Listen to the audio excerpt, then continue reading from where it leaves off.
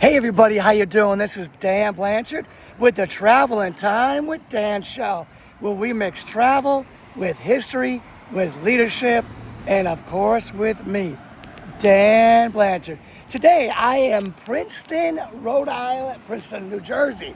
Princeton, New Jersey at Einstein's house. All right, and this is a really cool house. It's right here in front of the house right next to it. There's a little sign right there that says private residence, Einstein's house, with an arrow pointing to this one at 112 Mercer Street. I think that's kind of funny. I imagine that there's a whole bunch of people that probably come here to visit the house, and that house right there got tired of people popping up at their house and said, no, get away from our house and go to this house, right? The one on 112 Mercer Street. That's Einstein's house when he lived here in Princeton and worked at Princeton University. All right, so Einstein, just a little background on him. He was born in Ulm, Germany on March 14th, 1879. And I guess Germany didn't realize what they had there. At least Hitler didn't, right? Didn't realize what they had there. But let's back up a little teeny bit. You would think a guy as genius as Einstein was, that he would have had some big hotshot college job over there in Germany.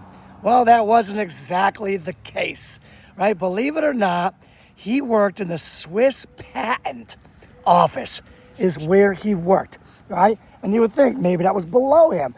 Actually, it was a great opportunity for him because he was surrounded by paperwork for people putting in patents for like new inventions, right? And this kind of, his day job, what he did every day was surrounded by inventors who were trying to get patents, thinking a certain way, probably encouraging him to think a certain way. And while he was at the Swiss Patent Office, they called that year the Annus Mirabilis, which basically means the miracle year there. The work that he did while he was there is what helped him win the Nobel Prize.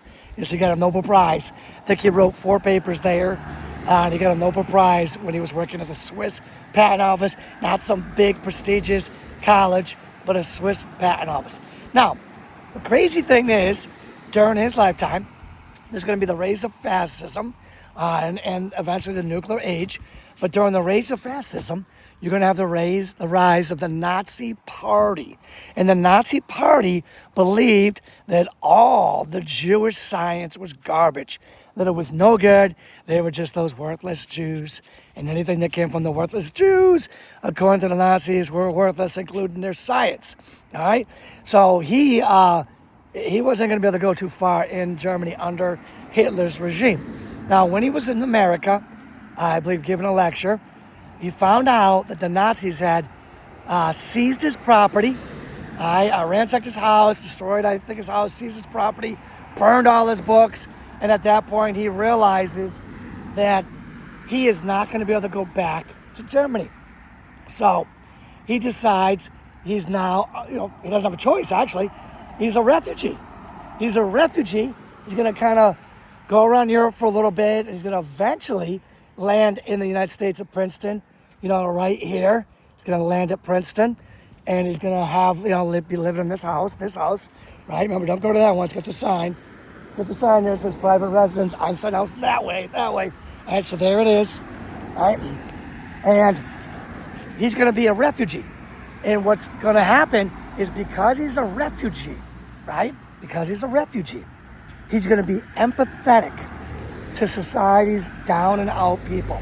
While he's here in the United States, he says that Americans' racism is its worst disease. America's racism is its worst disease. He even joins the NAACP to fight for the rights of the blacks. All right, he hates the racism thing that's going on here. All right, he gets a job at Princeton. You can see him many days. He's kind of walking along here in Princeton. I remember reading about him walking along with Freud. He gets a job at the Institute for Advanced Study. Institute for Advanced Studies, one of the first professors to work for the Institute of Advanced Studies. And this is a really good gig he's got going on there. He doesn't have any teacher duties. All he's got to do is just continue his research. Right? He has no teaching duties, and his research was very, very important. Okay, at some point, there's a whole bunch of scientists that are really concerned about Germany and their quest to get the weapon, the bomb, the nuclear bomb. They've already been developing nuclear stuff, uranium and all that. And Einstein's going to sign a letter that's going to go to President Franklin Delano Roosevelt, FDR, and which is going to scare him a little bit about what Germany's working on, and is going to get this country going on the Manhattan Project. All right? Now, this is important. A couple things here, right? The United States considers Einstein, who's German, a security risk. They're not going to allow him to work on the Manhattan Project, although they are going to use his theory of relativity and a lot of his work to make the weapon, the bomb, right? Einstein's also a pacifist, so he kind of like doesn't really want to work on that.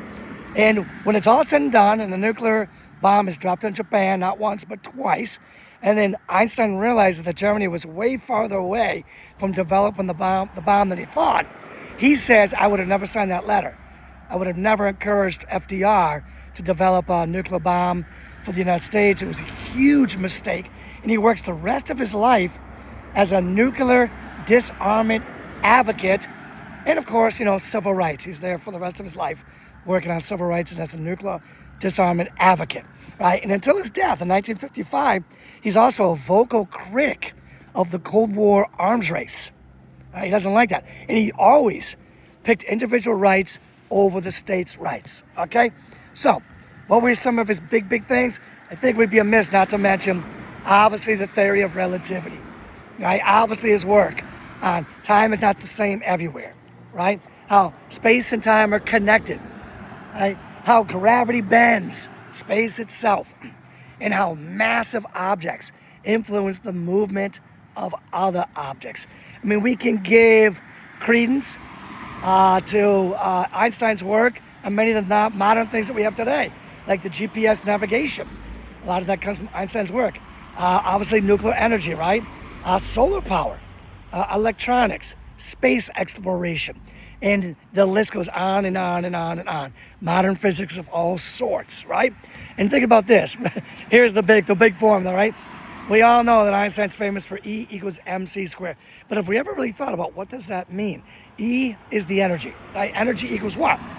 M, right? That's mass times c squared. What's the c? Well, the speed of light, right? And you're going to square that. So energy equals matter times the speed of light squared. Who would have thought about that besides Einstein, right? I think I remember reading something about him. If you traveled on a ray of light and looked in the mirror, would you see reflection? I mean, who thought of this stuff besides Einstein? And I guess, well, what can you expect during those crazy times when you get a genius who's alive during the rise of fascism and the nuclear age? These are just crazy times, crazy thoughts. But wow, Einstein was the guy. Einstein was the guy. Now, when I do my Travel on Time with Dan shows, I mix travel with history, with leadership, and of course with me, right, Dan Blanchard. Travel, I mean, this house right here, you drive right by, you wouldn't even know this is Einstein's house at 112 Mercer here in Princeton. You wouldn't even know. I mean, Princeton is a beautiful, beautiful university right down the road.